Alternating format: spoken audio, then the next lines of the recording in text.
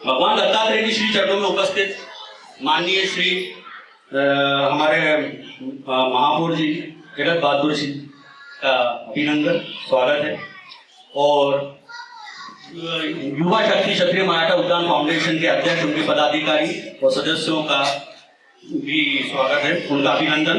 और यहाँ उपस्थित सभी महानुभावों और मातृशक्ति को प्रणाम करता हूँ और उनको हार्दिक शुभेच्छा देता हूँ शिवाजी जयंती की। आज बड़ा ही शुभ संयोग है कि हम आजादी के अमृत महोत्सव के उपलक्ष्य में स्वराज 75 जो पर्व चल रहा है और हम लोग आज इस पावन घड़ी में शिवाजी जयंती मनाने आज हम यहाँ एकत्रित हुए हैं इस पावन घड़ी में और इस पावन दत्त मंदिर के परिसर में। तो एक बार जोर से हो जाए, जय भवानी जय शिवाजी, जय भवानी जय शिवाजी, जय भवानी जय शिवाजी। जैसा कि छत्रपति शिवाजी महाराज के ऊपर स्वामी जी के क्या विचार थे, क्या वो स्वामी विवेकानंद की दृष्टि में छत्रपति शिवाजी महाराज का व्यक्तित्व यह आज के परिप्रेक्ष्य में जानना हमें अत्यंत आवश्यक है। कैसे उस समय के विदेशी इतिहासकारों ने उनकी छवि को धूमिल करने की कोशिश करी और उनके बारे में अलग अलग बातें करी और उसके बाद आजादी के बाद भी ये सिलसिला रुका नहीं। उसके बाद भी वामपंथी इतिहासकारों ने रोबिला थापर जैसे, इरफान हबीब जैसे लोगों ने ये हमारे ऊपर इस तरह का विकृत इतिहास हमें पढ़ाया गया। शिवाजी को कई मौकों पर उनको धूर्त या खलनायक भी बताया गया और मुगलों का महिमा मंडन किया गया। ये हमारे देश की विडंबना में कि आजादी के बाद भी ये सब अभी तक कुछ समय तक कॉलेजों में, जेएनयू जैसे कॉलेजों में और ये सब स्कूल में पढ़ाया जाता है।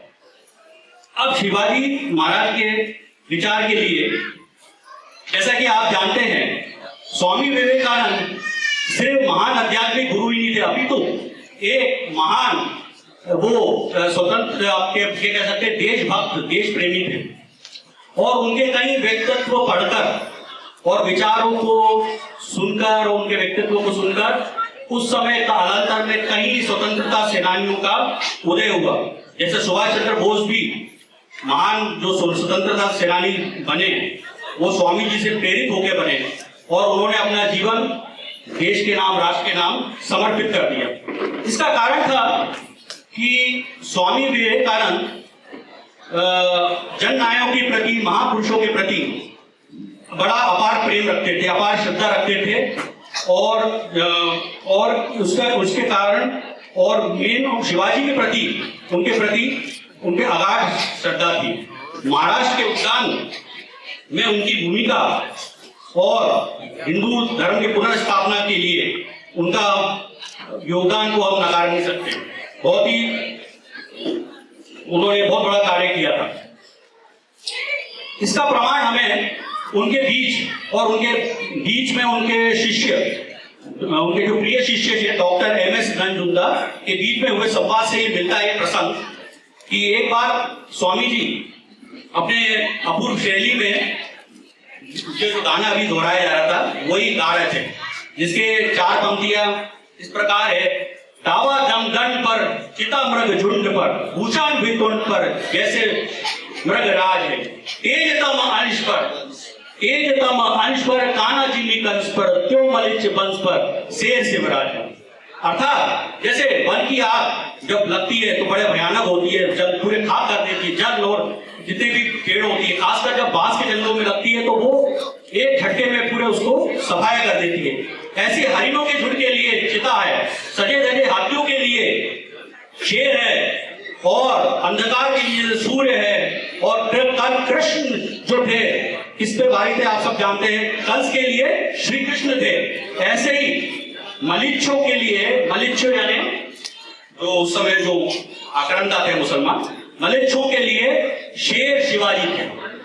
ये भाव ये गा रहे थे। उस समय उनके सामने बैठे शिष्य को ये थोड़ा अटपटा लगा कि ये शिवाजी महाराज की प्रशंसा में जो गीत गाया जा रहा था, उसने तो और कुछ पढ़ा था शिवाजी के बारे में, तो ये सब गाते हुए उन्होंने टोका स्वामी जी को, ये सब जो आप कर रहे हो यह उचित है। शिवाजी महाराज ने तो अपने चालाकी से, धूर्तता से साम्राज्य स्थापित किया। ये सुनते ही स्वामी विवेकानंद क्रोधित हो गए, उनका चेहरा तमतमा उठा और उन्होंने घूरती हुई नजरों से अपने शिष्य को देखा, ये क्या अनर्गल बातें कर रहे हो, तुम जानते हो किसके बारे में बात कर रहे हो? शिवाजी, जो महान शिवाजी, उनके जैसा कोई श्रेष्ठ राजा हुआ है इस धरा पर, और तुम उसके उनके लिए इस तरह की अनर्गल बातें कर रहे हो, जिन्होंने धर्म की पुनर्स्थापना की और हमारे राष्ट्र स्वाभिमान को पुनर्जागृत किया। वो तो यहाँ तक बोलते हैं कि स्वामी विवेकानंद तो यहाँ तक बोलते हैं कि शिवाजी तो साक्षात शिव के अवतार थे। ये वो तो उनके जन्म से कई वर्ष पहले लोग उनकी इस अवतार के आविर्भाव की घड़ियां गिन रहे थे। उस समय मुगलों के द्वारा कई अत्याचार किया जा रहा था और ये उस समय लोगों के बड़े त्राही मची थी। तो लोगों की प्रार्थना और साधु संतों की पुकार का ही नतीजा था कि शिवाजी का उस समय आविर्भाव हुआ। और हम देखते हैं ये घटना कोई साधारण घटना थी नहीं थी, ये साक्षात ईश्वरीय घटना थी। ये इस घटनाक्रम से मुझे वो श्री कृष्ण के जो कही हुए आज से 5000 वर्ष पहले मुखारबिंद से कही हुई वो याद आता है, जो श्री कृष्ण ने गीता में अध्याय 2 में कहा था, यदा यदा हि धर्मस्य ग्लानिर्भवति भारत अभ्युत्थानमधर्मस्य तदात्मानं सृजाम्यहम् परित्राणाय साधूनां विनाशाय च दुष्कृतां धर्म संस्थापनार्थाय संभवामि युगे युगे। जब भी धर्म का हानि होती है, धर्म का पतन होता है, और मैं उस समय अवतरित होता हूँ, और जब भी मैं अवतरित होता हूँ, भक्तों का उद्धार करता हूँ और अधर्मियों का नाश करता हूँ और धर्म की पुनर्स्थापना करता हूँ। इस तरह उस समय शिवाजी का जो जन्म हुआ शिवनेरी के किले में, माँ भवानी की कृपा से उनका माँ जीजाबाई ने जन्म दिया।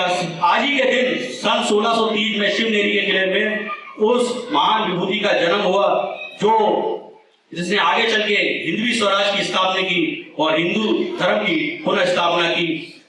बस यही, और इसी से मैं कहना चाहता हूं कि हम सबको शिवाजी जयंती से प्रेरणा लेने की आवश्यकता है और हमें शिवाजी को अपने आत्मसात करने की जरूरत है अपने व्यक्तित्व में। तभी इस देश का इस धरोहर को हम संजो कर रख सकते हैं और इस हिंदू राष्ट्र या ये जो कल्पना की थी उसको हमेशा साकार कर सकते हैं।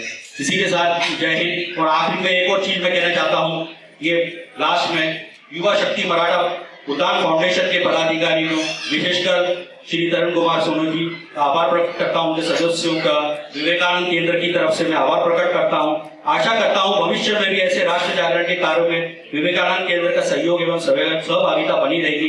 विवेकानंद केंद्र, जैसा कि आप जानते हैं, 1300 से ज्यादा उसकी शाखाएं हैं और कई इनके कार्यक्रम चलते हैं।